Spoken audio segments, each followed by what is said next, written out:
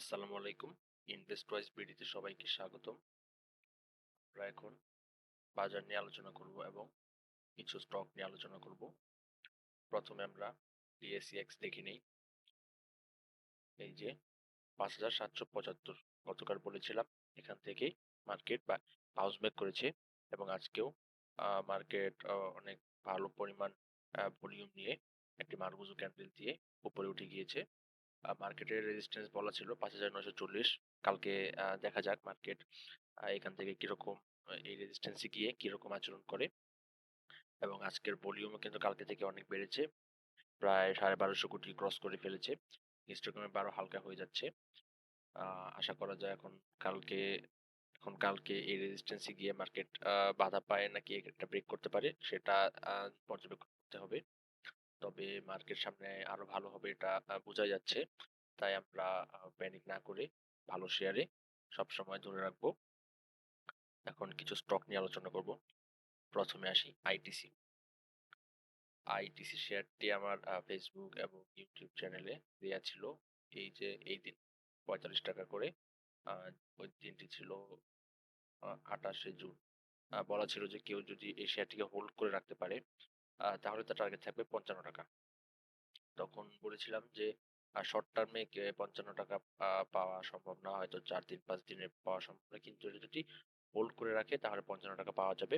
এবং আজকে শেয়ারটি ঠিক 55 টাকার টাচ করে আবার নিচে চলে এসেছে। অর্থাৎ আমাদের টার্গেট আপাতত ফিল আপ হয়ে গেছে, প্রায় এখানে 22% টার্গেট সম্পন্ন হয়েছে। কিন্তু শেয়ারটি যেহেতু একটা ফান্ডামেন্টাল শেয়ার, এটি এখনো অনেক ভালো অবস্থানে রয়েছে। এখন আমাদের দেখতে হবে যে আইটিসি শেয়ারটি 55 টাকার এই যে রেজিস্ট্যান্সটি ব্রেক করতে পারে কিনা। এটি যদি এরকম যে বড় পরিমাণ একটি ভলিউম নিয়ে যদি এই রেজিস্ট্যান্সটা ব্রেক করার পর রিটেস্টে আবারও চাইলে এটাকে বাই করা যায়। তবে এখন এটাকে ওয়াচ লিস্টে রাখা উচিত। দেখা উচিত যে এটি 55 টাকার রেজিস্ট্যান্সটাকে ব্রেক করতে পারে কিনা। আমাদের পরবর্তী শেয়ার হচ্ছে সিটি ব্যাংক। সিটি ব্যাংক নিয়েও আমি প্রায় এক সপ্তাহ আগে একটা অ্যানালাইসিস দিয়েছিলাম। সেখানে বলেছিলাম যে সিটি ব্যাংকের রেজিস্ট্যান্স হচ্ছে 31 টাকা 90 পয়সা। এই রেজিস্ট্যান্সটা সিটি ব্যাংক যতক্ষণে ব্রেক করতে পারবে ততক্ষণ এখানে এন্ট্রি না নেওয়াই ভালো। ঠিক আমার অ্যানালাইসিস দেওয়ার পরও প্রায় 1 2 3 4 থেকে 5 দিন এই রেজিস্ট্যান্সে টাচ করে আবার নিচে চলে এসেছে।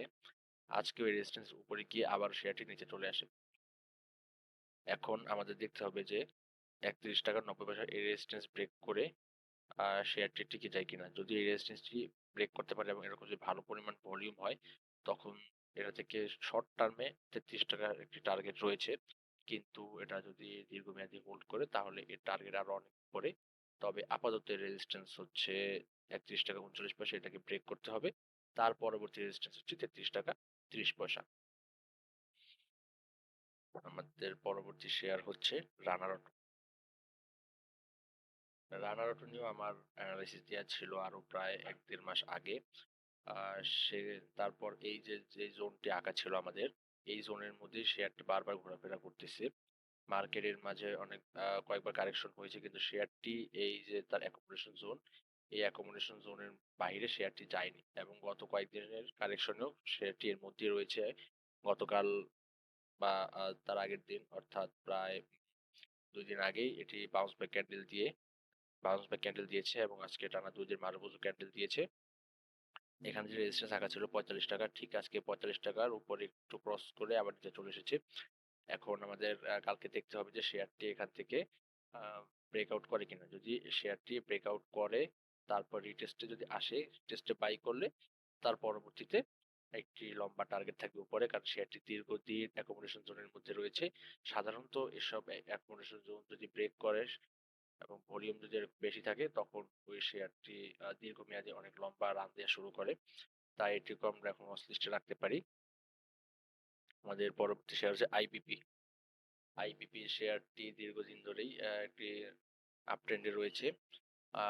এর আজকে 21 টাকা 40 পয়সা এই রেজিস্ট্যান্সে টাচ করে চলে এসেছে। আমরা দেখি এখানে রেজিস্ট্যান্সটি কোথায় ছিল। এই যে 23 সালে যে এখানে রেজিস্ট্যান্স ছিল এবং এখানে কয়েকটি রেজিস্ট্যান্স রয়েছে।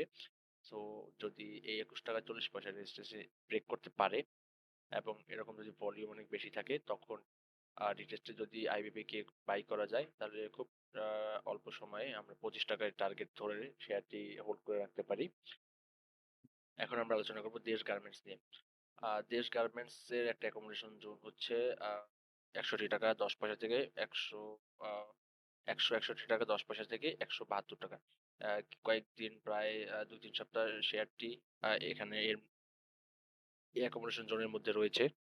আজকে ৳১৭২ 40 রেজিস্ট্যান্সটি টাচ করে আ আবার নিচে চলে এসেছে। এখন এই যে ৳১৭২ 40 এই রেজিস্ট্যান্স যদি ব্রেক করতে পারে তাহলে শর্ট টার্মে দেশ গার্মেন্টস থেকে টার্গেট থাকবে হচ্ছে ৳১৮৩ ৩০ আর পরবর্তী টার্গেট থাকবে ৳১৯৭.৩০। পরবর্তী শেয়ার হচ্ছে প্রিমিয়ার সিমেন্ট। প্রিমিয়ার সিমেন্টটা কিন্তু সিমেন্ট সেক্টরের একটি ভালো শেয়ার। এই যে এখানে ট্রেন্ড লাইন, এই ট্রেন্ড লাইনে শেয়ারটি আ ১ বার এবং ২ বার যেখানে সে আবার বাউন্স ব্যাক করেছে। কারো কাছে যদি শেয়ারটি থাকে আ তাহলে তার আপাতত টার্গেট থাকা উচিত হচ্ছে ৳৫৩ ৩০ থেকে মোটামুটি হচ্ছে ৳৫৩ ৩০ আপাতত এটা তার শর্ট টার্মে টার্গেট থাকা উচিত এবং এই রেজিস্ট্যান্সটা ব্রেক করতে পারলে পরবর্তীতে এর আরো আ উপরে যাওয়ার সম্ভাবনা রয়েছে। এর পরবর্তী শেয়ার হচ্ছে বিডি অটোকা।